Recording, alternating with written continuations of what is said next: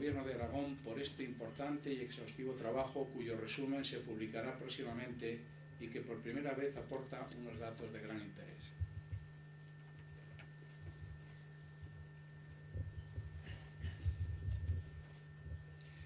En el presente curso, la UNED ha terminado de implantar sus 26 títulos de grado, finalizando el proceso de adaptación al espacio europeo de educación superior. Y en cuanto al número de estudiantes matriculados en CASPE, se ha producido un espectacular incremento del 20%, alcanzando la cifra de 253 matriculados, de ellos 113 en títulos de grado y otros 59 en el curso de acceso a la universidad, cifra que supera todas las previsiones. La felicitación más emocionada de hoy es para los estudiantes que han finalizado sus estudios. Ellos son el objeto de nuestro trabajo y para ellos unimos tanto los esfuerzos de las personas que formamos la comunidad académica como el de quienes representan a las instituciones. Les deseo el éxito profesional y personal que se merecen. Allá donde desarrollen su actividad, seguirán demostrando la capacidad de trabajo y la disciplina que han adquirido en su proceso de formación universitaria en la UNED. También quiero hacer una mención especial a sus familias que con su apoyo y comprensión han contribuido a lograr este éxito. El presupuesto para el funcionamiento de la UNED en CASPE durante el año 2010 asciende a 108.890 euros, financiados al 50% entre la Diputación de Zaragoza y el Ayuntamiento de CASPE, instituciones a las que todos debemos de agradecer este importante esfuerzo a pesar de las adversas circunstancias económicas actuales. Todos estos datos confirman que tanto la Diputación de Zaragoza como el Ayuntamiento de CASPE y la propia UNED invierten en nuestro futuro y sobre todo en el de sus estudiantes. Estas instituciones son conscientes, ahora más que nunca, de la responsabilidad educativa y cultural que tenemos hacia la sociedad, porque de ninguna crisis se sale sin más formación, más cultura, más sentido crítico y ciudadano y más compromiso ético con la comunidad a la que se pertenece. La UNED de CASPE quiere contribuir a ello. Buenas tardes. Un pequeño recorrido, porque es muy significativo, sobre este particular. Aristóteles, que es un filósofo muy importante, ¿no? Los que si hay filósofos en la sala, y lo sabrá seguramente, pues sabrán a quién me refiero. Aristóteles es una de las grandes lumbreras de la historia de la humanidad, un hombre preclaro y claro, pues decía que por naturaleza hay unos seres humanos que son libres y otros esclavos. Otros son esclavos. Justificaba la esclavitud. ¿Y por qué? ¿Cómo la explicaba? ¿Cómo la justificaba? Pues decía, además en un libro de ética, la Ética a Nicómaco, él decía que si alguien no es capaz de romper las cadenas que uno más fuerte que él le impone, es que está destinado a ser esclavo. Es decir, la debilidad física justificaría el sometimiento de un ser humano a otro. Y esto lo decía un filósofo clave en el desarrollo de la razón. Pero es que eso mismo lo encontramos en los teólogos cristianos. Santo Tomás de Aquino, que es otra de las lumbreras del cristianismo, pues él sabía muy bien que en el cristianismo se decía que todos los seres humanos son hijos de Dios y por tanto iguales. Pero a pesar de todo, este teólogo entendía que la esclavitud era útil a la humanidad. Y no solamente era útil, sino que se podía justificar desde el derecho natural la existencia de los esclavos. Ya tenemos, digamos, a un gran filósofo y a un gran teólogo justificando la esclavitud.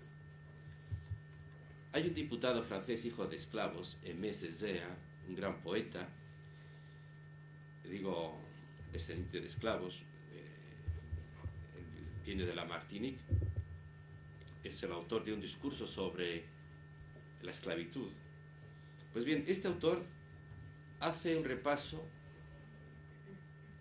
da un repaso a los grandes autores modernos, occidentales, a propósito de la esclavitud. Y recuerda, por ejemplo, que uno de los grandes teóricos del Estado moderno, como es Renan, pues decía Renan, no aspiramos a la igualdad, sino a la dominación. El país de otra raza, es decir, un país diferente, tendrá que convertirse en un país de siervos si viene a nuestro país. En un país, el país de otra raza tendrá que convertirse en un país de siervos, de trabajadores agrícolas o industriales si vienen a nuestro país. No se trata de suprimir las desigualdades entre los hombres, sino de ampliarlas y someterlas al imperio de la ley. Y luego sigue. La regeneración de las razas inferiores o bastardas por la raza superior está en el orden providencial de la humanidad. Y un famoso político y religioso holandés, el padre Müller, dice, no puede permitirse que la incapacidad, incuria o pereza de los pueblos salvajes dejen sin rentabilidad las riquezas que Dios les ha confiado con el mandato de hacerlas útiles para el bien de todos. Este caballero repite el argumento que daba un gran pensador de la Escuela de Salamanca, Francisco de Vitoria, que justificaba la conquista violenta de España a América porque había que hacer rentable las riquezas que ellos tenían y que eran incapaces ellos mismos de reproducir. Y siguiendo con esta lista de autores que han ido creando este discurso sobre la esclavitud, pues podría mencionarse a una persona también importante, al conde de Maistre, uno de los grandes políticos franceses del siglo XIX, que dice, hay mucha verdad en el movimiento instintivo de los europeos cuando se niegan en tiempos de Colón a reconocer en esos hombres, en los indios o indígenas, en esos hombres degradados que habitaban el Nuevo Mundo a sus semejantes. Hay mucha razón en no reconocer a los indígenas como semejantes. Y no hay más que fijarse un instante en el salvaje para leer en él el anatema escrito. El anatema, escrito no ya solo en su alma, sino hasta en la forma exterior de su cuerpo. Ya, hasta su forma exterior denota que son inferiores. Y sigue. No olvidemos que la esclavitud tiene de anormalidad lo que tiene la doma de un caballo o de un buey. Tratar a seres humanos como esclavos es lo mismo que domar un caballo. Lo estamos, y lo dice un gran representante de la cultura occidental. Jules Romain, un gran académico francés y el creador de una revista que en el siglo XIX posiblemente fue la revista europea más importante, la Revue de Deux Mondes, también aporta su granito de arena dice, no seré yo quien critique a los negros que mastican chicle. Solo advierto que ese movimiento de masticar chicle pone en evidencia el poder de las mandíbulas y que lo que eso evoca les aproxima más de la selva ecuatorial que de Atenas. La raza negra no ha engendrado que se sepa un Einstein, un Stravinsky o un Gershwin. El hecho de masticar chicle denota, digamos, un gesto parecido al de los simios, ¿no? Claro, si este buen hombre viera el uso que hacen del chicle los actuales americanos, no sé dónde los colocaría. Y podríamos seguir así. Otro pensador decía, solo hay historia entre los blancos. Solo los blancos tienen historia. Los negros no han salido de la prehistoria. Es muy curioso porque esta idea es la que un gran escritor latinoamericano, Gabriel García Márquez, recoge en su obra Cien años de soledad, seguramente la novela, junto al Quijote, más grandes escritas en lengua castellana. Y este escritor, Gabriel García Márquez, escribe esta novela para explicar cómo los occidentales hemos visto el Nuevo Mundo. Él cuenta en su novela la historia de Macondo. Macondo es el Nuevo Mundo. Y lo que nos dice es que los europeos, los españoles, cuando llegan a América,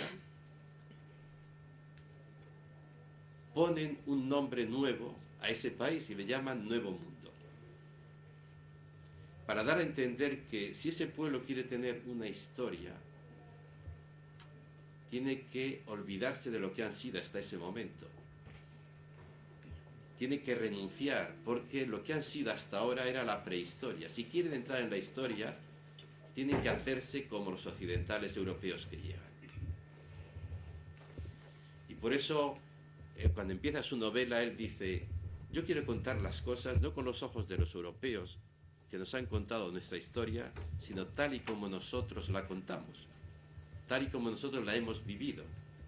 Y empieza la obra diciendo, vamos a contar lo que ocurrió antes de que lleguen los historiadores. Los historiadores, que son los blancos, van a contar la historia de los indígenas según sus intereses. Y lo que hace esta novela es contar lo que ocurrió desde la experiencia de los que la vivieron. Pero responde exactamente a esta idea. Solo los blancos tenemos historia.